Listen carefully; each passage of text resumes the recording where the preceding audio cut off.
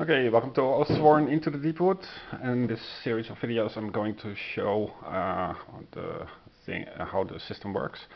It will be a dissection video and there will be spoilers, but it will be the video that I wish I had seen before I bought a game.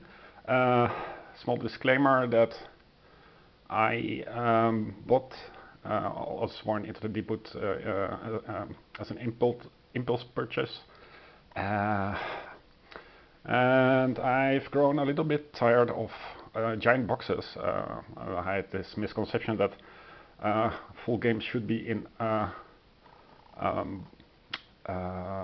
single box, but I've come to the realization that huge boxes like Oathsworn, but also Stalingrad Guard and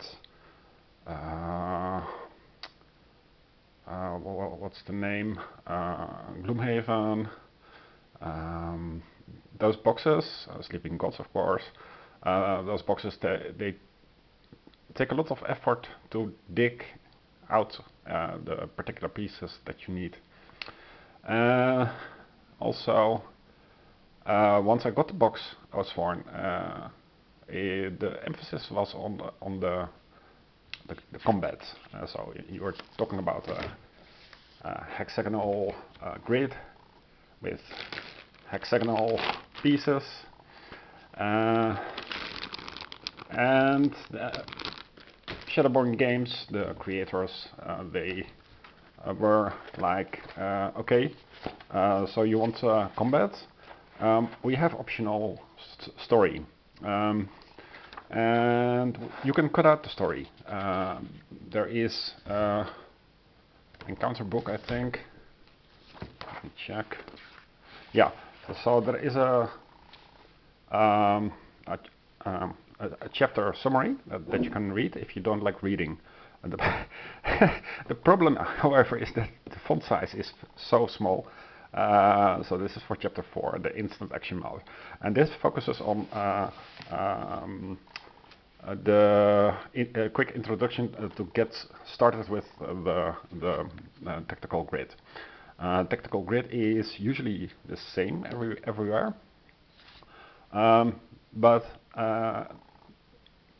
I have video games for tactical games, and I've grown tired of hex-based setup. It takes forever to set this up and make mistakes. So this is not the aspect of the game that I'm going to highlight. There are several influencers that highlight how you play the tactical grid with a battle flow of your hero cards, etc. I'm not going to show that. I'm going to dive into the story. This is one of the best stories that I've read, period, in fiction. It's a low fantasy, so there's not much magic, but there are strange things going on.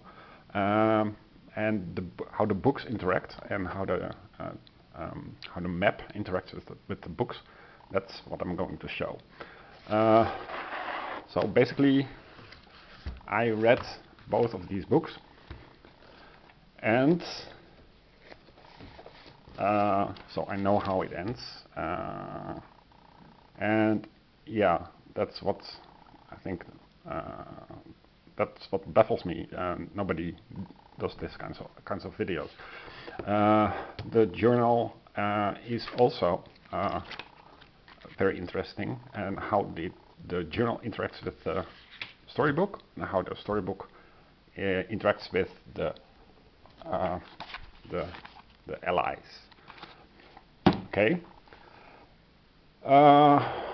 So as you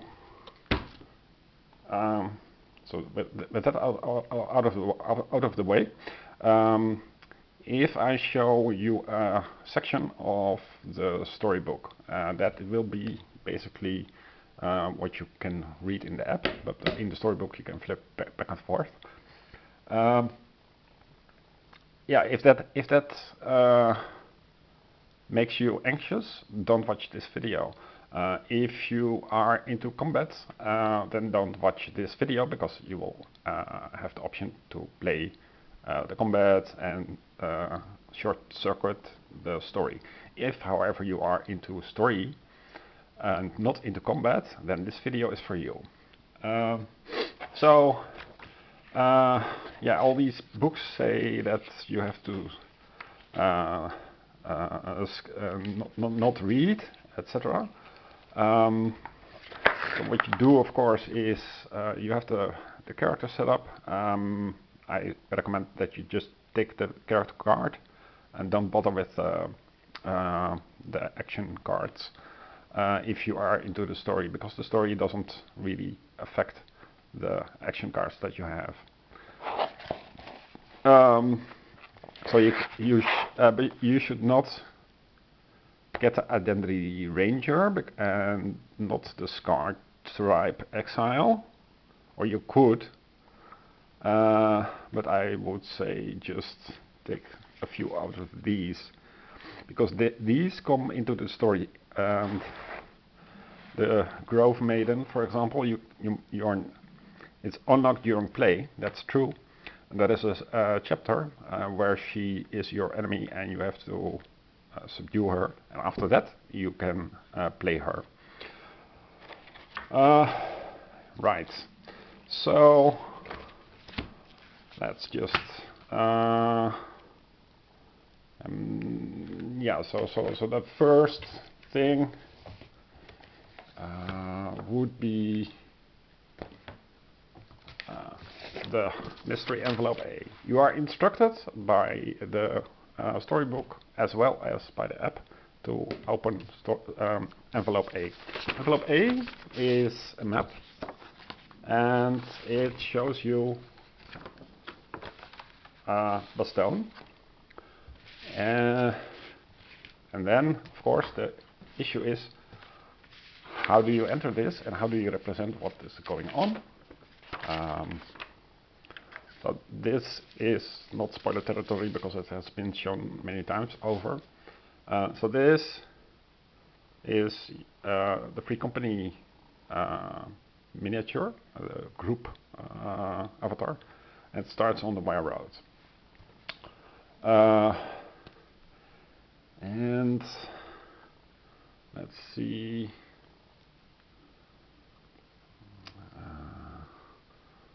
Continue campaign, chapter 1.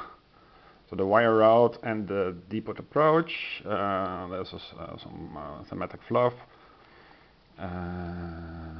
You can explore the base of the well or get out of the rain and head for Bastogne's gate. So let's do that. For example, click all of the instructions buttons. Yeah, okay. What is this? All of the instructions buttons.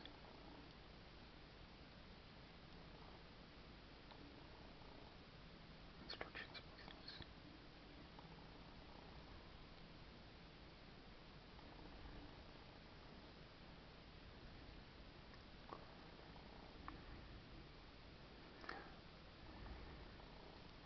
buttons. Okay. Place the free company marker on location 21. So that is there. That's why you need this map. It's in mystery envelope A.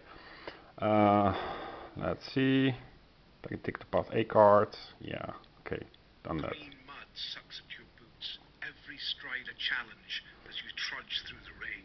Your hands grip the thick iron cable of the wire road, pulled taut through rings, sunken into the trunks of hideous trees. For days now, the travel has been hard, and you think it prudent.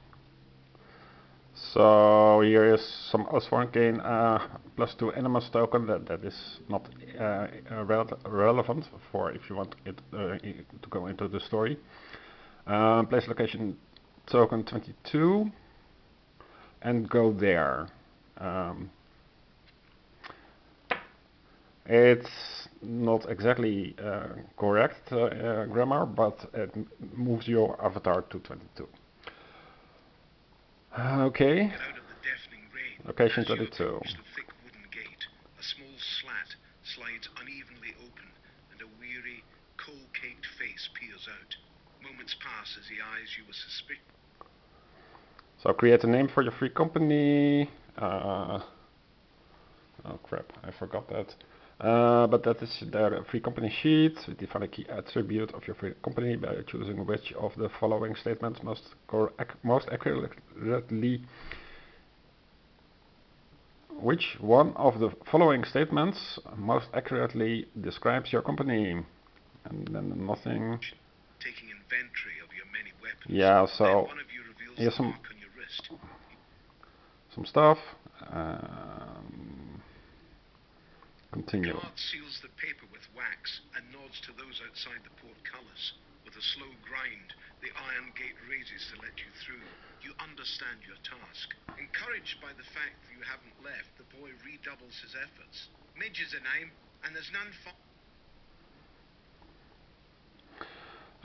So here you perform a bartering check, and I would just simplify this by rolling a d6, and then gain ally card Midge. This means that you have these allies, if you did your homework correctly. So this is the allies. And the allies are all numbered. Basically, yeah, a few per chapter. Now, if let's do this like so. Now, Midge is very, very important. He plays a role in several key chapters. You don't want to lose him.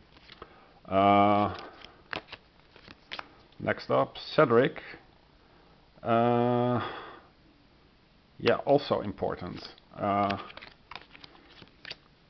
Dane. Not so important. Gemel, useful. The mute boy, not sure.